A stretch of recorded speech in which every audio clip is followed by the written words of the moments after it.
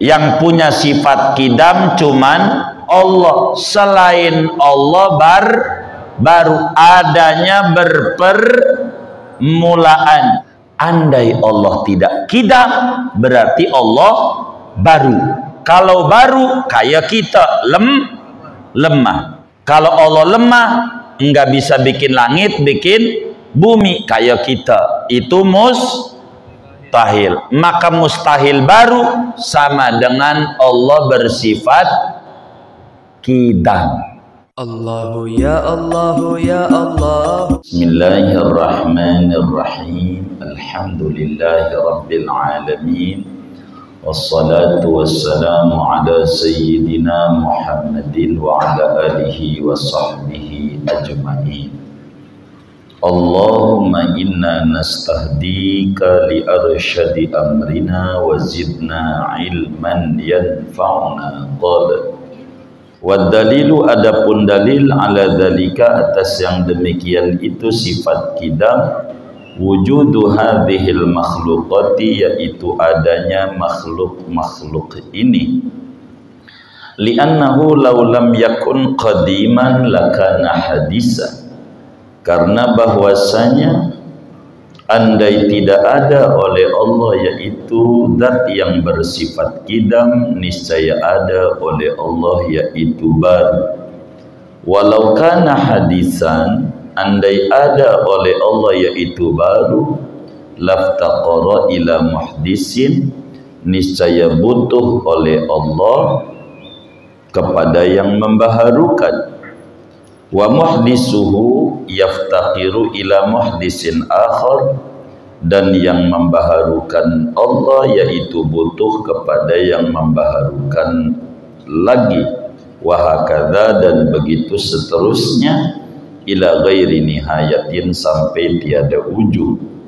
Wa dukhulu ma la nihayata lahu fil madhi muhadun, adapun masuknya sesuatu yang tiada ujung baginya pada masa yang lampau yaitu mustahil. Wal mutawaqqifu 'alal muhali muhalun, dan yang terhenti atas yang mustahil yaitu mustahil juga. Walam yujad syai'un min hadhil makhluqat, dan tidak didapatkan oleh sesuatu daripada makhluk-makhluk ini. Qala Allah Ta'ala, berfirman oleh Allah Ta'ala, huwal awal, dialah Allah, yaitu zat yang awal yang adanya tiada berpermulaan. Wallahu a'lam bishawab. Segini kita bedah. Saudara-saudara sekalian yang mulia, malam hari ini kajian kita masih membahas tentang sifat Allah kidam, memasuki dalil bahwa Allah bersifat kidam. Saudara, sebetulnya Allah bersifat kidam itu tidak perlu dalil.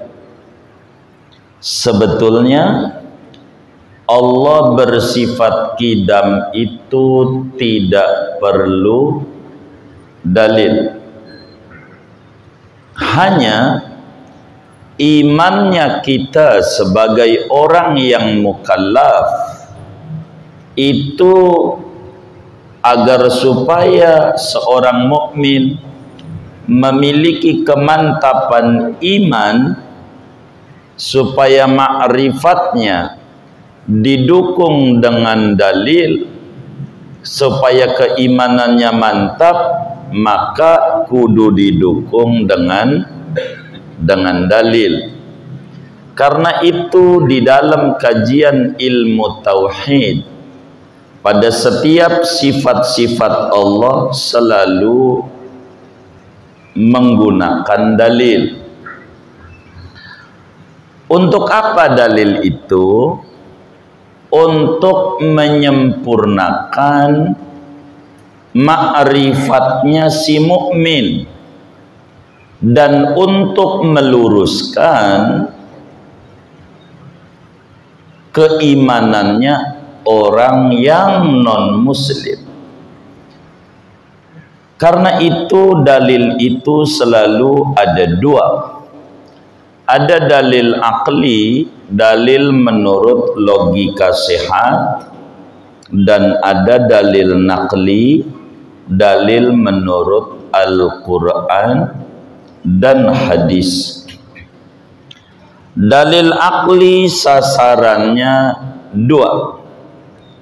Pertama untuk non-muslim, supaya mengerti siapa zat yang harus disembahnya, jangan sampai salah menyembah. Yang kedua, dalil akli itu untuk muslim yang imannya lemah, supaya ma'rifatnya mantap. Sebab di antara syarat untuk ma'rifatullah, keyakinan yang mantap tentang Allah, harus disertakan dalil. Dalil itu ciri, saudara. Karena itu, supaya kita ketemu dalil, supaya iman kita mantap terhadap Allah bersifat qidam, bahwa Allah subhanahu wa ta'ala sedari dulu sudah ada. Mustahil Allah itu baru, adanya berpermulaan.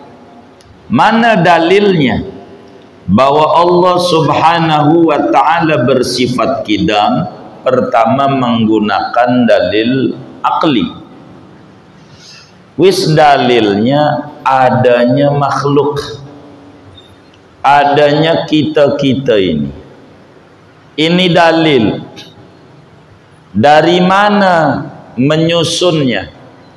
Menggunakan pemahaman terbalik, biar kita mudah, dengan menggunakan lau imtinaiyah namanya. Andai yang sebetulnya mustahil, tapi supaya akal kita jalan. Bagaimana?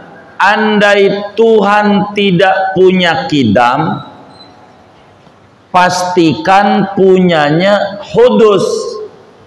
Kalau enggak Allah tuh bersifat qidam, pastikan sifatnya hudus. Hudus tuh baru, saudara. Baru. Sebab tidak ada alternatif lain antara qidam dan hudus, antara qidam dan baru. Sesuatu itu kalau qidam berarti tidak baru, kalau baru berarti tidak qidam. Enggak ada setengah-setengah, kayak hidup dan mati. Kalau dikata hidup berarti tidak mati, kalau dikata mati berarti tidak hidup. Enggak ada setengah-setengah tuh, cuman ada pada perumpamaan doang. Ya Rabbana, saya kemarin hari Selasa kerja setengah mati. Kira-kira mati apa hidup tuh? Hah? Mati apa hidup? Hidup. Ada teman kita yang satunya, saya kemarin hari Senin kerja setengah hidup. Hidup apa mati? Hah? Hidup apa mati? Hidup. Sebab mati dan hidup kagak bisa diparoh-parohkan. Begitu qidam. Kalau dikata qidam, pastikan tidak baru. Kalau dikata baru berarti tidak qidam. Andai Allah tidak qidam, berarti Allah baru. Kalau baru berarti butuh kepada yang membaharukan. butuh yang ngadain.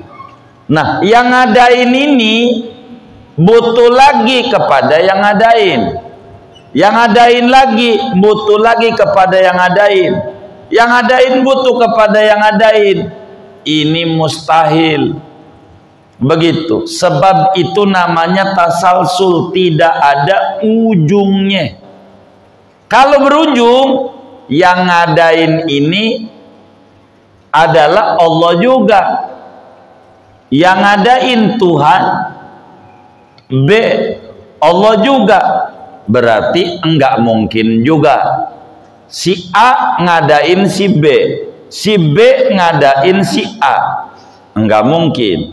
Sebab dalam dirinya ada kidam juga, ada hudus juga. Itu sesuatu yang tidak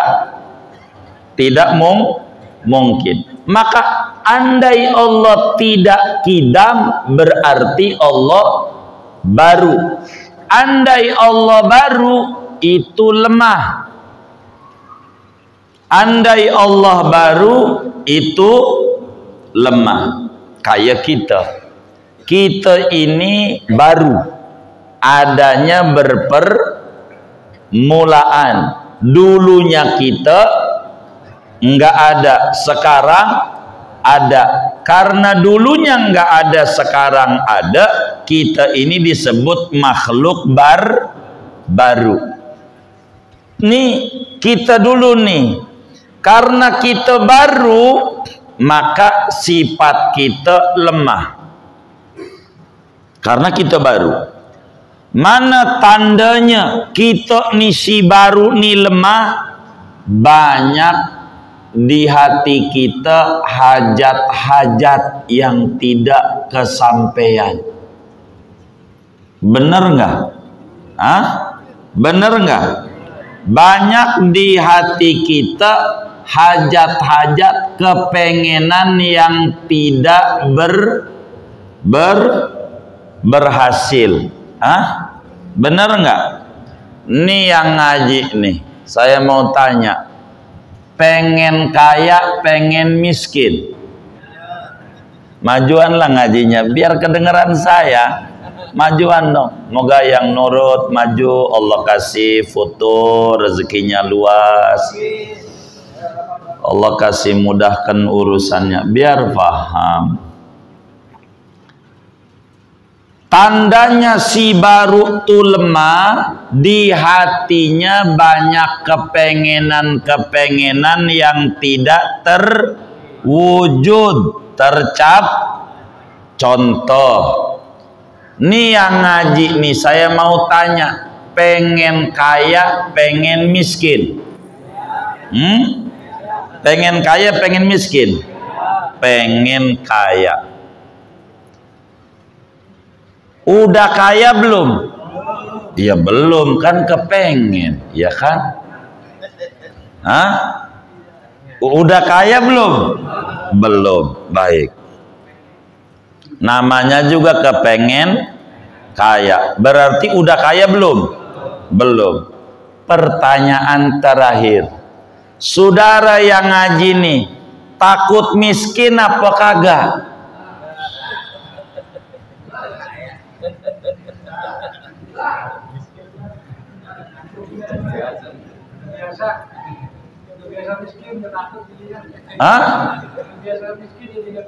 Jadi nggak takut? Saya mau jujur nih, yang ngaji nih, pengen kaya, pengen miskin? Pengen kaya. Pengen? Ini yang benar nih, yang ngaji nih. Jangan sampai di masjid salah jawab nih. Kita yang ngaji nih, pengen kaya, pengen miskin? Kaya. Udah kaya belum? Belum, karena kepengen. Saya mau tanya, ada nggak di hatinya takut susah?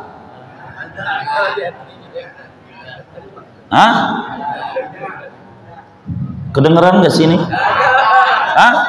Ada nggak di hatinya takut susah? Ada. Itu yang saya nggak ngerti. Kalau yang takut susah berarti orang kaya. Tuh, baru paham. Saya balik nanya. Jadi andai Allah itu tidak kidam berarti baru. Kalau baru kayak kita ini adanya berpermulaan. Karena baru ciri kita lemah. Mana tandanya kita misi baru lemah? Banyak di hati kita kepengenan yang belum terpenuhi, belum berhasil. Bener nggak? Saya nanya, nih yang ngaji nih, pengen kaya, pengen miskin? Pengen kaya. Mudah-mudahan Allah ijabah. Tuh, begitu. Udah kaya belum? Belum. Baru kepengen. Berarti belum kaya. Saya tanya, di hatinya nih, ada nggak takut susah? Ini yang jujur nih. Ada nggak? Ada nggak? Ada. Yang takut susah nih orang kaya, orang miskin. Yang takut susah nih orang kaya, orang miskin. Kan bingung saya. Ada loh, ternyata orang miskin takut miskin.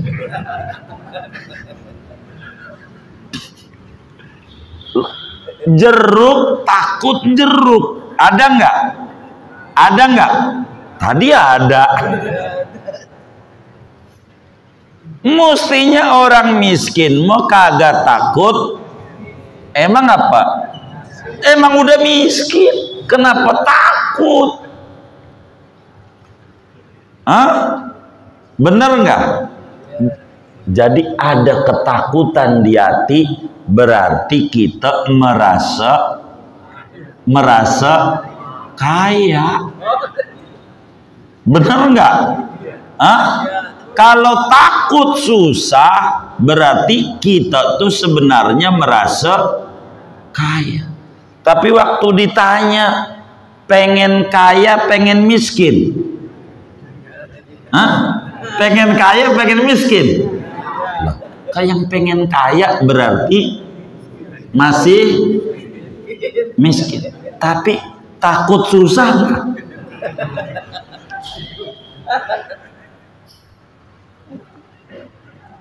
Mestinya susah mau enggak tak, emang karena udah biasa. Baik, biar kita urai. Dari mana buktinya kita lemah? Banyak di hati kita hajat-hajat yang tidak berhasil. Contoh, banyak orang miskin, padahal semua kita pengen kaya. Bener nggak? Bener nggak? Banyak orang sakit, padahal semua orang pengen sehat. Kalau kepengen tuh tandanya lemah. Karena lemah banyak pengennya. Benar nggak? Benar nggak?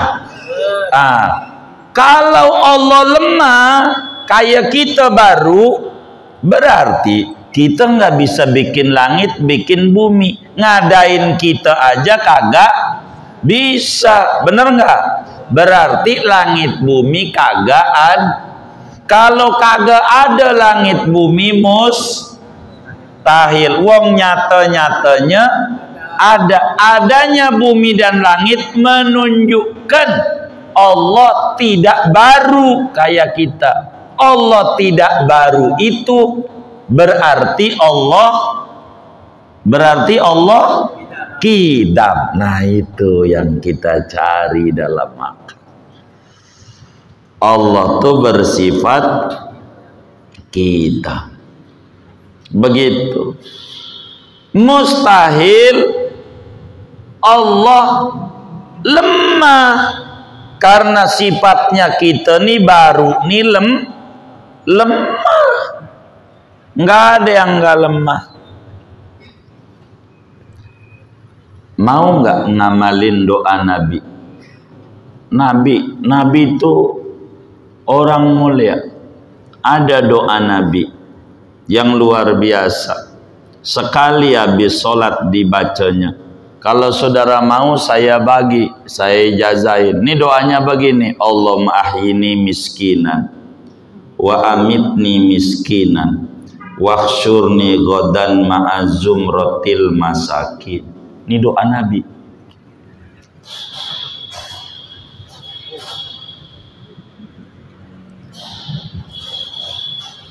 Pakai itu.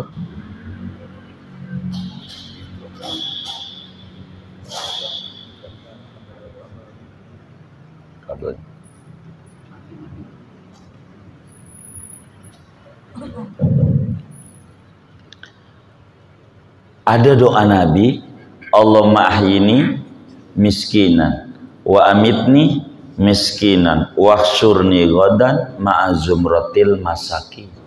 Ya Allah, hidupkan saya miskin, matikan saya miskin, kumpulkan saya di akhirat bersama orang miskin. Doa Nabi. Mau nggak? Kalau mau saya bagi. Mau nggak? Nggak mau. Mau nggak? Nggak mau. Kenapa?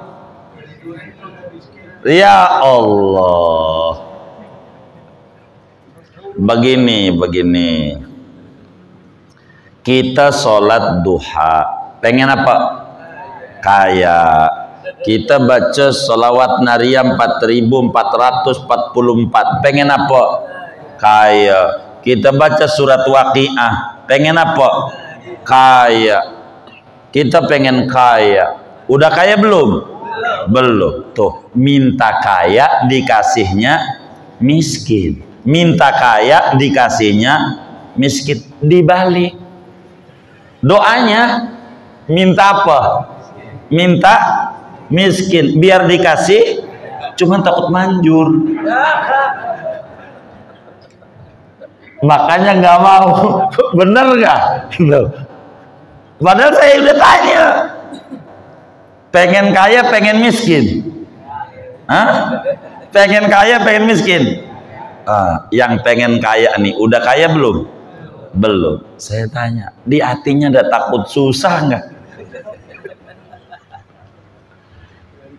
Kalau ada takut susah, berarti orang kaya. Tuh kan bingung, sebenarnya kaya atau miskin? Pikirin. Tuh saudara, kaya dan miskin urusan Allah. Saudara minta kaya nggak apa-apa, terserah Allah mau dikasih. Nabi minta miskin, maka Nabi meminta miskinnya pilihan. Miskinnya Nabi pilih kemauan. Kalau kita nih miskinnya kemauan apa terpaksa? Hah? Saya mau tanya, kemauan apa terpaksa? Hah? Terpaksa. Pengennya kaya. Tuh makhluk baru berubah-ubah. Enggak jejak. Itu kita. Makhluk baru namanya. Maka mustahil daur. Apa daur? Butuhnya sesuatu kepada yang lain, di mana yang lain butuh kepada dia. Tuhan butuh kepada pencipta, yang pencipta ini butuh kepada Tuhan. mustahil. Sebab bakal ada pada A dan B, kidam juga, baru juga. Sedang kidam dan baru tidak bisa diparoh. Dua, mustahil juga tasalsul. Tuhan A dicipta Tuhan B, B, C, dan seterusnya. Berarti kalau berujung, itulah Tuhan. Yang ini baru. Maka semua selain Allah baru. Alam ini termasuk di dalamnya alam manusia, bumi, langit, matahari, bulan, apa saja, semuanya baru. Adanya diawali dengan tidak ada. Baru, tidak kidam. Sebab yang kidam cuman Allah. Yang adanya baru karena diadakan oleh yang bersifat kidam. Yang punya sifat kidam cuman Allah. Selain Allah baru, adanya berpermulaan. Mustahil alam ini kidam. Dari dulu sudah ada sebab setiap yang ada bentuknya, langit ada bentuknya, bumi ada bentuknya, yang harus disembah yang membentuknya. Benar nggak? Ini gelas ada bentuknya, berarti ada yang buat. Berarti ini baru. Yang harus disembah yang buatnya. Kita baru. Yang harus disembah yang buat kita manusia. Dialah Allah. Tidak boleh jeruk makan jeruk. Tidak boleh barang baru nyembah kepada yang baru. Makhluk nyembah makhluk, tidak boleh. Rusak tauhidnya. Yang harus disembah yang punya sifat kidam, itulah Allah. Andai Allah tidak kidam, berarti Allah baru. Kalau baru kayak kita lemah. Kalau Allah lemah, nggak bisa bikin langit, bikin bumi kayak kita. Itu mustahil. Maka mustahil baru sama dengan Allah bersifat kidam. Udah paham tuh? Itu akal. Karena agama tidak berdasar akal, tapi berdasarkan wahyu, Al-Quran dan hadis yang sahih. Maka saudara, Al-Quran pada surat Al-Hadid ayat 3, Allah subhanahu wa ta'ala menjelaskan huwal awal. Huwal awal. 2 tambah 2 sama dengan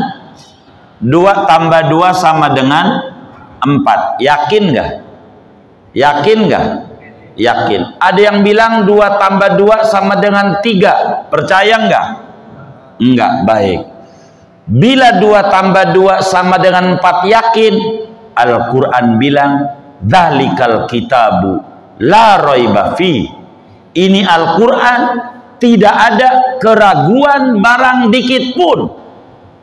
Maka bila 2 tambah 2 yakin, maka seluruh isi Al-Quran jauh seorang muslim kudu yakin melebihi yakinnya 2 tambah 2. Al-Quran bilang pada surat Al-Hadid huwal awal.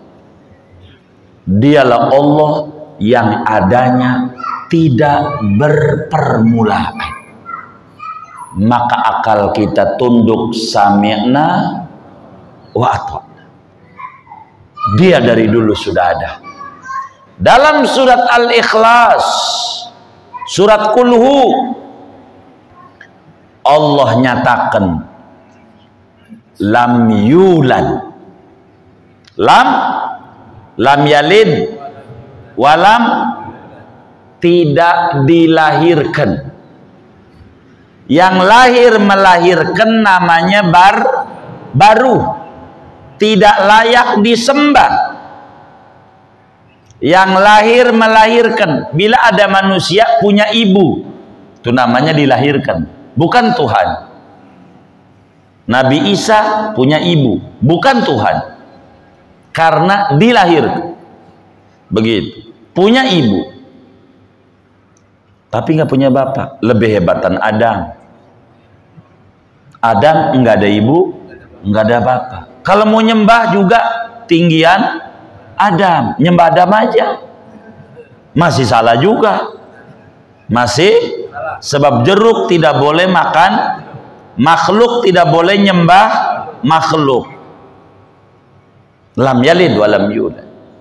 Walam yulad tidak dilahirkan, berarti tidak ada bapak, tidak ada anak, tidak beranak dan tidak beranak diperanakan. Lam yalid walam yulad. Makanya surat Al-Ikhlas surat luar biasa. Allah bersifat qidam, walam yulad, tidak dilahirkan. Tidak ada Tuhan yang lain, nggak ada selain Dia, baru makhluk ciptaan, sebab Dia sifatnya qid huwal awwal. Selainnya baru, kayak kita baru. Agar supaya kita lebih tenang, sebagai kita makhluk baru, maka kita ini dulunya enggak ada. Kita ini dulunya enggak ada. Kemudian diadakan. Siapa yang ngadain kita? Allah. Ibu bapak kita wasilah, perantara. Hakikat yang ngadain kita Allah.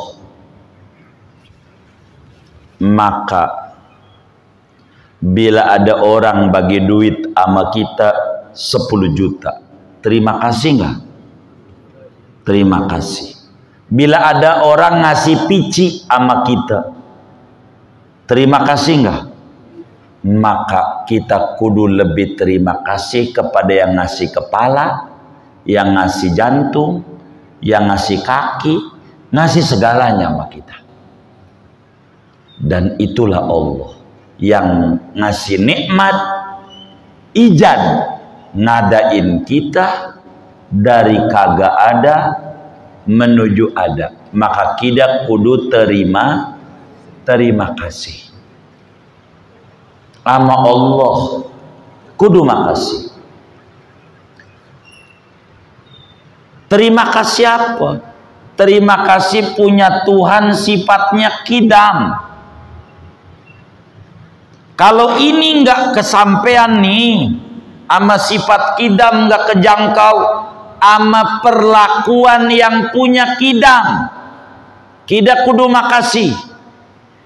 Kata Ibnu Athaillah Sakandari dalam hikamnya, illam tuhsin dhannaka bihi li ajli kamali wasfihi fahassin dhannaka bihi li ajli muamalatihi bika fahal asda ilaika illa minanan wahal awadaka illa hasanan.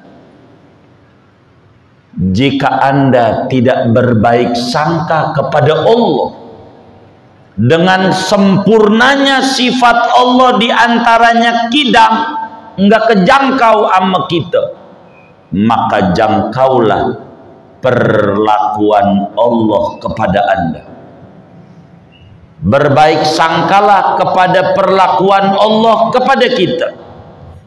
Bukankah kita tidur ngorok terus, tapi pagi-pagi masih dikasih hidup sama Allah? Bukankah saat tidur telinga kita terbuka, nyamuk, semut enggak masuk di kuping kita karena dijagain sama Allah? Bukankah kudu semestinya kita ucapin makasih sama Allah? Kita tidur mulut kita nganga, Kecoa bisa masuk tapi kagak dijagain sama Allah. Kudunya kita terima kasih sama Allah. Jubbilatil qulub ala hubbi man ahsana ilaiha. Di dalam hadisnya Rasulullah SAW menyatakan, hati itu diberikan watak mencintai yang berbuat baik. Bukankah tidak ada yang paling baik sama kita kecuali sama Allah? Bukankah tidak ada yang paling baik sama kita kecuali hanya Allah? Cobalah satu dosa yang kita kerjakan, nggak sholat aja satu bisul di wajah. Dari dulu sampai nih malam udah berapa bisul? Udah berapa bisul? Hah? Udah berapa bisul? Banyak. Perempuan kagak mau jadi bini kita karena kita manusia bisul. Benar nggak? Kenapa dia mau? Bukankah ada kebaikan Allah yang diberikan sama kita? Kalau kita tidak terima kasih sama Allah, lakal hamdu ya Allah, lakal hamdu ya Rabbi, lakal hamdu ya hasbi ala hadhihi ni'mah, nikmatul ijad, nikmatul imdad. Banyak nikmat yang Allah berikan sama kita. Maka pandai-pandailah berterima kasih kepada Tuhan. Caranya bagaimana biar kita mengerti kidam? Di dalam hadis riwayat Imam Tirmidzi, Imam Tirmidzi meriwayatkan dari sahabat Nabi Abdullah bin Umar radhiyallahu anhuma, kata beliau, sami'tu Rasulullah sallallahu alaihi wasallam yaqul, aku dengar dengan dua telinga Rasulullah sallallahu alaihi wasallam bersabda, Nabi kita yang baik sama kita, ngebimbing sama kita bagaimana cara kita berterima kasih sama Allah biar kita diteteli oleh Tuhan, digelari oleh Tuhan dengan gelar syakir, orang yang pandai berterima kasih sama Tuhan. Kata Nabi, khoslatani man kanata fihi katabahullahu syakiran sabiran wa man lam takuna fihi lam yaktubhullahu syakiran sabir. Ada dua sifat bila ada pada diri seseorang, maka dia bakal ditulis oleh Allah, ini orang mengerti kidam, dia pandai bersyukur dan pandai bersabar. Titelnya syakir sabir. Wa man lam takuna fihi, bila tidak ada dua sifat ini pada dirinya, lam yaktubuhullahu syakiran sabira, dia belum mengerti kidam, belum paham Allah bersifat kidam, maka dia tidak dicatat oleh Allah sebagai orang yang pandai bersyukur dan pandai sabar.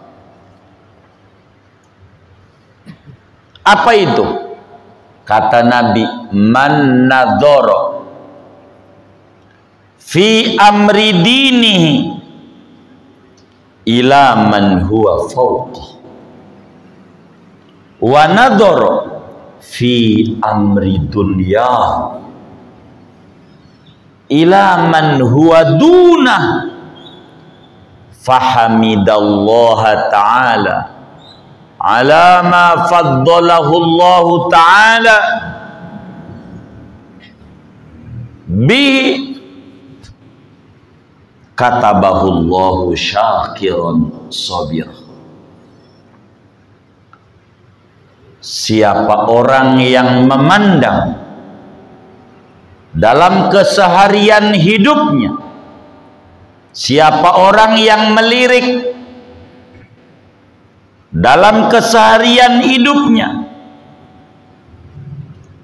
kepada urusan agama, perihal agama, pada yang lebih tinggi, lebih cakep, lebih bagus, dan memandang pada urusan dunia, duit dan segalanya pada yang lebih rendah, lebih bawah,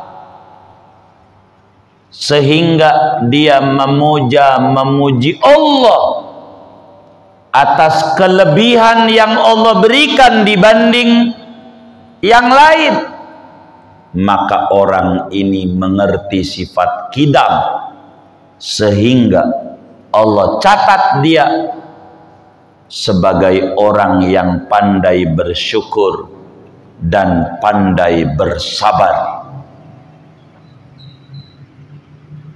Namun kata Nabi, wa man nadhara fi amri dinihi ila man huwa dunah wa nadhara fi amri dunyahu ila man huwa fawqa fa asifa ala ma fata lam yaktubhu Allahu syakiran sabiran.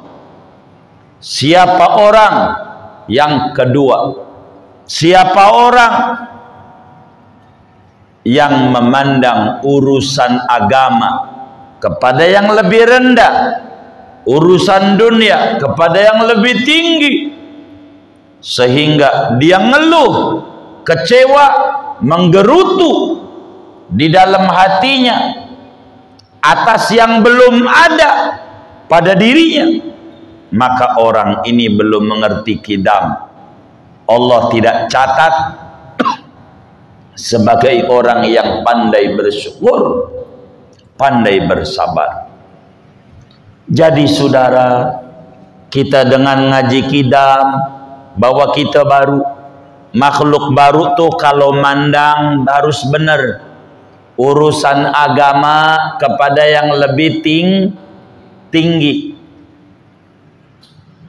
Ya Allah, saya baru pas bandrol 5 waktu, teman saya Masya Allah qobliyah, ba'diyah, tahajud. Saya pengen kayak dia, pengen kayak dia, pengen kayak dia. Ya Allah, saya puasa baru pas bandrol 30 hari Ramadan. Teman saya Senin, Kamis, Asyura puasa, Rajab, Arafah. Ya Allah, saya pengen kayak dia. Teman saya, ya Allah, 10 Muharram nyantun yatim. Saya pengen kayak dia, ya Allah, bisa nyantun yatim, kasih saya rezeki ya Allah. Orang yang kayak begini, kalau urusan agama mandang yang lebih tinggi. Namun kalau urusan dunia, memandang kepada yang lebih rendah. Punya motor Legenda 2. Emang ada? Dia lihat yang naik sepeda, alhamdulillah. Saya punya motor Legenda 2. Orang borong Legenda 2, Legenda 1 aja nggak punya. Masih jalan kaki, masih ngangkot, tahu ngangkot, naik angkot. Saya alhamdulillah motor Legenda bukan 1 tapi Legenda 2. Dia bersyukur atas nikmat yang diberikan oleh Allah dibanding yang lain. Maka orang kaya begini nih namanya mengerti kidam.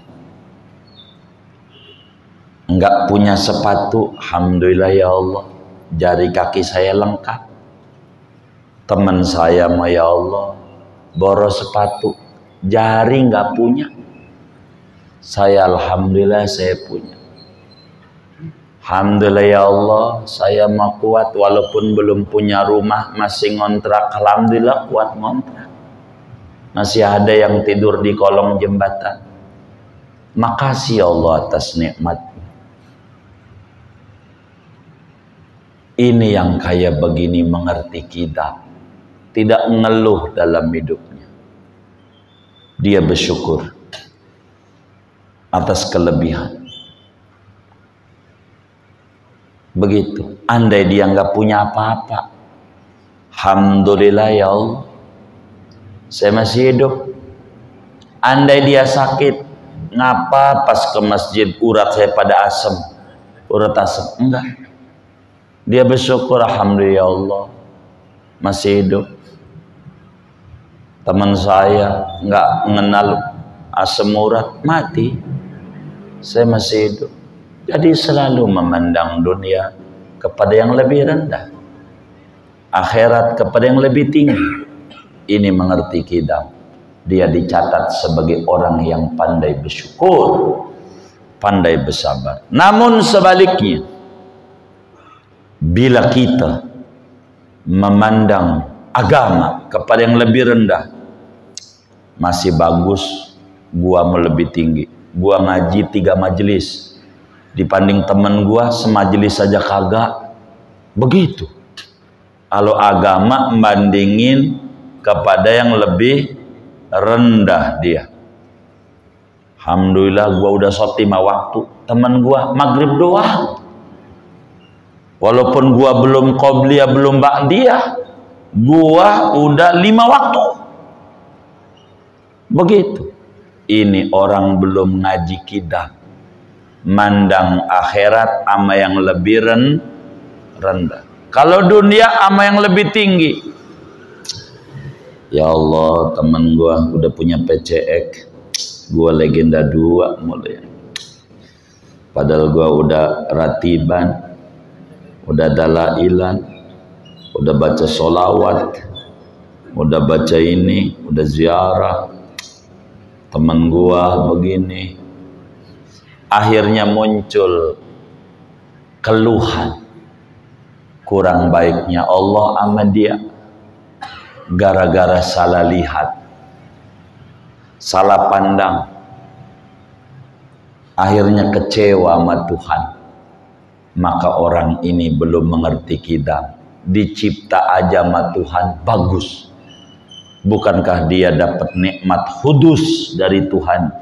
Nikmat dicipta dari tidak ada menjadi ada. Di samping itu dikasih mata gratis, kasih jantung gratis, kasih darah masih mengalir, akal sehat. Masa akal adalah nikmat Allah digunakan buat jelek-jelekin Allah? Alangkah kurang ajarnya dia kepada Tuhan yang ngasih akal sama dia. Kenapa akal tidak digunakan untuk mendekat kepada Tuhan sebagai wujud terima kasih? Dikasih nikmat sama Tuhan untuk dekat. Kenapa dikasih duit tidak untuk dekat sama Allah? Waktu belum punya aja ya Allah, kayak orang-orang 10 Muharram bisa berbagi sama yatim, bagilah duit. Minta sama ke orang iya, tapi kalau ada kotak amal Jumat lewat aja, merem mulu, merem. Udah lewat baru melek. Ada nggak yang kayak begitu? Banyak nggak? Yang mana orangnya? Ini mau bagaimana? Ini tidak benar. Maka orang yang memahami kidam adalah hendaknya bersyukur atas nikmat-nikmat yang Allah berikan kepada dirinya. Betapa banyak kasih sayang Allah yang diberikan. Jangan mikirin yang tidak penting, sebab kesempatan yang sama, waktu yang ada akan hilang begitu berharga untuk memikirkan yang penting jadi hilang. Gitu. Siapa yang sibuk memikirkan yang gak penting, maka pada detik yang sama pikiran untuk digunakan kepada yang lebih penting akan sirna. Kesempatan tidak datang dua kali. Di dunia hanya sekali. Jangan dibuat sengsara oleh kita karena kita lebih mengedepankan keluhan dibanding mengedepankan kesyukuran. Bila kita tidak punya sepatu, jangan bersedih. Lihatlah yang tidak punya kaki. Bila kita sampai detik ini belum punya rumah, jangan bersedih. Lihatlah yang tidur di kolong jembatan. Bila sampai sekarang kita belum punya mobil, lihatlah yang masih jalan kaki. Kita punya motor. Supaya muncul rasa syukur. Dan kalau sudah kita mengerti terima kasih sama Tuhan, la in syakartu la azidannakum. Kenapa kita susah terus hidupnya? Karena yang lebih dikedepankan keluhan dibanding rasa terima kasih sama Allah. Kenapa hidup kita penuh kesengsaraan? Karena kita lebih mengedepankan keluhan, kekecewaan kepada Tuhan dibanding rasa kesyukuran yang mendalam yang diberikan kepada Allah. Kenapa waktu kita susah malam-malam melek, baca Quran, tahajud, baca ratib? Kenapa sudah dikasih nikmat ngorok terus? Ada masalah apa dengan kita dengan Tuhan? Dulu waktu rumah kita reot, minta dikasih rumah yang mentereng. Ini Tuhan, gara-gara rumah reot bocor, tahajud mau 20 rakaat ini. Gara-gara bocor jadi 2 rakaat, saya nadain air ini. Kasihlah duit yang banyak biar rumahnya gedong. Sehingga saya bisa tahajud bukan 20, 100. Pas sudah gedong mah boros 120, 2 juga kagak, ngorok mulu. Ada nggak yang kayak begitu? Yang mana orangnya? Waktu dulu belum punya listrik, masih rumahnya bilik, pakai lampu tok-tok, baca Quran keburu. Ini Tuhan, saya pengen baca Quran sejud, karena ini kena angin, lampu tok-tok mati lagi, jadi akhirnya cuma 2 ain doang. Kasihlah saya duit biar bisa masang listrik. Kalau listrik mau kena angin gede juga nggak mati, jadi saya bisa sehari sejuz. Pas sudah ada listrik, nonton TV mulu, Quran jarang dibuka. Ada nggak yang kayak begitu? Nggak mengerti sifat kidamnya Allah subhanahu wa ta'ala. Buat apa ini mata dicipta oleh Allah, dikasih sebagai nikmat? Apakah tidak untuk melihat Quran? Bukankah ini nikmat dari Allah? Nunggu mati dulu baru lihat Quran. Apakah kita nunggu mati baru pengen lihat Quran? Lihat aja, lihat doang ganjaran. Wa nadzaruka ila kitabillah ibadah. Lihat doang ibadah, apalagi baca. Lihat aja. Kenapa kita lebih kecewa kalau sampai HP nggak kebawa, stres, tapi Quran nggak kebaca? Dalam sehari nggak keburu baca sa'ain, enggak stres. Ada apa kita dengan Allah? Istaghfiru rabbakum, wahai para hamba Allah, tobat. Biar kita diberi ma'rifat sama Allah. Mau kemana kita hidup? Mata buat apa kalau nggak buat memandang Allah? Duit banyak buat apa kalau nggak dibawa ke Mekah?